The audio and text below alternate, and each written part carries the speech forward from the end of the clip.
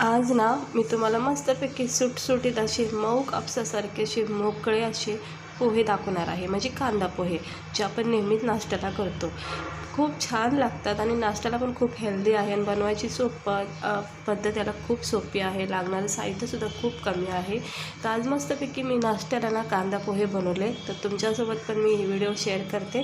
तर आवडले असेल तर नक्की लाईक करा, चॅनलला सबस्क्राईब करा. एक चाळणी घेतली बघा छोटीशी अशी, त्याच्यामध्ये ना थोडेसे पोहे घ्यायचे. एक मोठी वाटीच्या अंदाजाने मी पोहे घेतले. सकाळ सकाळ पोहे खायचं मन झालं आज नाश्त्याला, तर त्यामुळं मी आज पोहे करते. असं थोडं थोडं पाणी टाकायचं, एकदम भिजवायचं नाही, थोडं थोडं पाणी टाकून सगळं पाणी हे निथळून घ्यायचं. खाली एक मी कढाई ठेवली आहे, तर त्याच्यामध्ये सगळं पाणी असं निथळून घेते मी. सकाळ सकाळचा टाईम आहे, गरमागरम चहासोबत अशी कांदा पोहे बनवायचे आणि खायचे, खूप छान लागतात. कांदा पोहे ते सगळ्यांचे फेवरेट आहेत आणि मलासुद्धा खूप आवडतात. तर मी आज नाश्त्यासाठी बनवलेले आहेत. आता थोडेसे शेंगदाणे, हे खूप झाले, त्याच्यातले मला थोडेच घ्यायचे, कारण आपले पोहे थोडेच बनवते मी. थोडेसे भाजून निघले की शेंगदाणे लगेच काढून घ्यायचे आहेत, कारण आपल्याला याला तेलामध्ये फ्राय करायचे.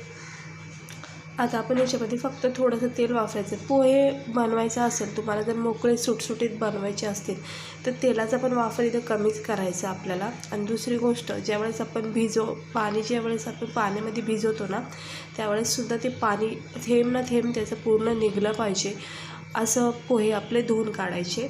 आता हे कढीपत्त्याचे पानं आणि बारीक चिरलेला एक कांदा मी ह्या गरम तेलामध्ये टाकून घेतला आहे. 2-3 मिरच्या टाकते. ह्या मिरच्या मी कट करून ठेवल्या भाजीसाठी, त्यामध्ये 2-3 मिरच्या अशा ह्याच्यामध्ये टाकून घेते, कारण पोहेमध्ये मिरच्याचं प्रमाण थोडं कमी टाकायचं. आता मी फक्त 2-3 मिरच्या, तिखट आहे स्पायसीवाल्या, त्यामुळं 2-3 मिरच्या पुरेशा आहेत. तर ते पण फ्राय करून घेते कांद्यासोबत, कढीपत्त्यासोबत. गरम तेलामध्ये थोडंसं फ्राय करायचं. आणि हे शेंगदाणे जे आपण भाजून घेतले, त्यामधले थोडेसे शेंगदाणे घेतलेत आणि याच्यामध्ये टाकलेच. आता याच्यामध्ये काय होतं, थोडंसं याच्यामधला कच्चापणा निघून जातं आणि थोडंसं ब्राऊन होईपर्यंत हे शेंगदाणे फ्रायसुद्धा होतात कांद्यासोबतच, असं अगोदर टाकल्यामुळं. आणि थोडीशी चिमूटभर हळद टाकायची आणि हे एकजीव करून घ्यायचं, परतून घ्यायचं. आणि आता गरम तेलामध्ये शेंगदाणे मस्त फ्राय होऊन जातील. आणि असं काही चिवड्यासारखं आपल्याला शेंगदाणा अगदीच लाल भडक नाही बनवायचे, नॉर्मल असं याच्यामध्ये थोडंसं परतून घ्यायचं तेलामध्ये. इकडे बघू शकता. आता हे कांदा, मिरची आणि शेंगदाणे आणि सोबत मी थोडीशी हळद टाकली आहे. त्या हळदीसोबत हे मी मिक्स केलं. चवीनुसार इथे मीठ टाकून घेते. पोहे करता वेळेस ना मीठ ना, तुम्ही कांदा मिरची ज्यावेळेस परतून घेताना त्याच वेळेस मीठ टाकायचं, असं वरून नाही टाकायचं पोहे टाकल्याच्यानंतर. आता हे आपले पोहे बघा किती मोकळे सुटसुटीत असे सुकेपट झालेत, कारण की चांगलं असं याच्यातलं मी पाणी काढून घेतलं आणि थोडा वेळ मस्त बाजूला ठेवून दिलं होतं. आता हे सगळे मी याच्यामध्ये टाकून घेतले. हे बघा किती छान असे स्टिकी आपले पोहे झालेत, म्हणजे मोकळे सुटसुटीत झालेत, नरम सॉफ्ट हे पोहे बनणार आहेत खाण्यासाठी. आता हे सर्व आपण कांदा, मिरची, हळद, मीठ आणि शेंगदाणे, कढीपत्ता जे पण आपण टाकले त्याच्यामध्ये हे व्यवस्थित एकजीव करून घ्यायचं. आता सुरुवातीला ना तेलामध्येच मीठ टाकल्यामुळं ना पोह्याला ना अगदी परफेक्ट अशी चारही बाजूने मिठाची, हळद मिठाची कोटिंग भेटते. आणि जर असं वरून मीठ टाकलं ना, तर कधीही बघा तुम्ही ट्राय करून, वरून जर मीठ टाकलं पोह्यामध्ये तर ते थोडंसं कमी जास्त होतं. आता याच्यावर मी थोडीशी कोथिंबीर टाकली. काही लोक याच्यावर बारीक किसलेलं खोबरं वगैरे टाकतात. तुमच्या आवडीनुसार तुम्ही याला सर्व करू शकता, पण मी आपले सिम्पलच करते पोहे.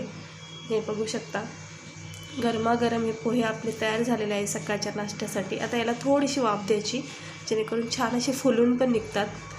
आता 2 मिनटं मी याला फक्त मंद आचेवर वाफ देते. हे बघा लगेच झाकण काढायचं आहे, जास्त काही वाफ द्यायची नाही. आता वाफ दिल्यामुळं काय होतं, थोडेसे अजून फ्लफी होतात, फुलले जातात आणि नरम सॉफ्टसुद्धा होऊन जातात. मग हे बघा आता आपले परफेक्ट असे पोहे तयार झालेले आहेत. आता मी हे गार करून घेते आणि एका प्लेटमध्ये सर्व करते नाश्त्यासाठी.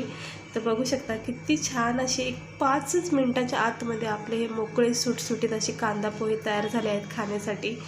तर ट्राय करा. तुम्हाला जर पोहे खायला आवडत असेल तर मोकळे सुटसुटीत होण्यासाठी सेम प्रोसेसनी पोहे बनवा. खूप छान अशी कापसावानी पोहे तयार होतील.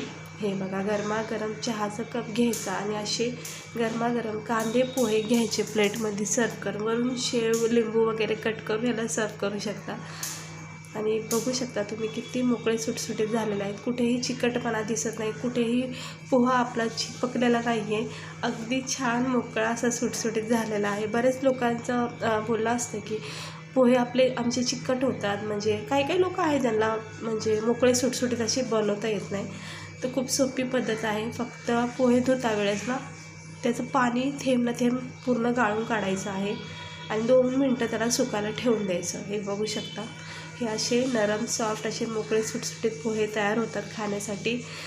तर सकाळचा आजचा हा माझा नाश्त्याचा बेत आहे. गरमागरम कांदे पोहे बनवले आहे. तुम्ही पण या सगळ्या खायला. आता मी चहासोबत याला खाणार आहे आणि मस्त हेल्दी नाश्ता बनवायचा असं कांदे पोह्याचा. आवडत असेल तर नक्की एकदा ट्राय करा आणि माझ्या चॅनलला बघत राहा, अशीच व्हिडिओ रेसिपी बघत राहा.